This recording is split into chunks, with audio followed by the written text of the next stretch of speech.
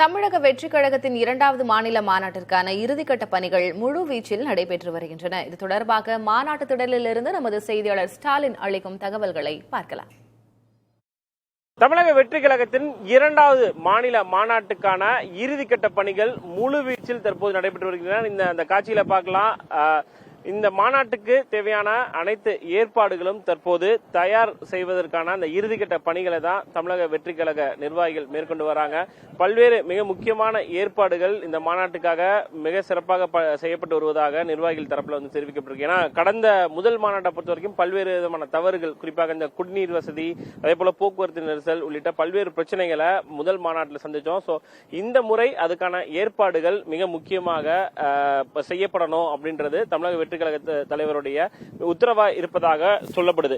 இந்த ஒரு சூழல்ல தான் இந்த மாநாட்டை பொறுத்த வரைக்கும் கடந்த முறை 120 ஏக்கர் பயன்படுத்தப்பட்ட இந்த மாநாட்டு திடல் அளவு என்பது 250 ஏக்கராக உயர்த்தப்பட்டுள்ளது. 420 ஏக்கர்ல 3 இடங்கள்ல பார்க்கிங் வசதி செய்யப்பட்டிருக்கிறது. அது மட்டுமில்லாமல் தமிழக வெற்றி கழகத்துடைய இந்த இரண்டாவது மாநில மாநாட்டில் மேடையை மட்டும் கிட்டத்தட்ட ஒரு 214 அடிக்கு மேடை அமைக்கப்பட்டுள்ளது. சுமார் 500க்கும் மேற்பட்ட மாநில நிர்வாகிகள், மாவட்ட நிர்வாகிகள் அமர்வதற்கான வசதி இந்த மேடையில் செய்யப்பட்டிருப்பதாக தெரிவிக்கப்பட்டிருக்கிறது.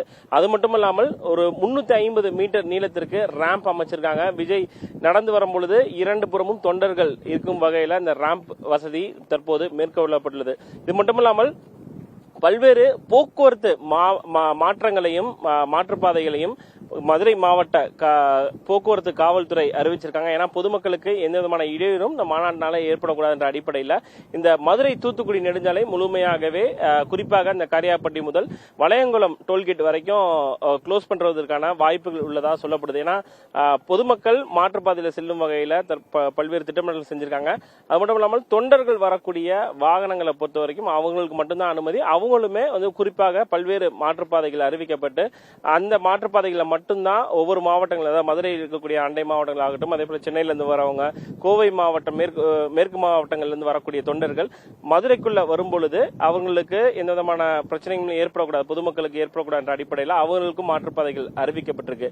தற்போது இந்த மாநாட்டுக்கான ஏற்பாடுகள் மேற்கொண்டு வரக்கூடிய ஒரு சூழல்ல நாளை தமிழக வெற்றிக் கழகத்துடைய தலைவர் இதற்கான இந்த ஏற்பாடுகள் தொடர்பான ஆய்வினை மேற்கொள்வார் என்ற ஒரு எதிர்பார்ப்பு என்பது இருக்கிறது. ஏன்னா கடந்த முறை முதல் மாநாட்டை பொறுத்த வரைக்கும் விக்கிரவாண்டியில் நடந்து போது அந்த மாநாட்டுக்கு முதல் நாள் தான் நேரடியாக தன்னுடைய ஆய்வு பணிகளை விஜய் மேற்கொண்டாரு.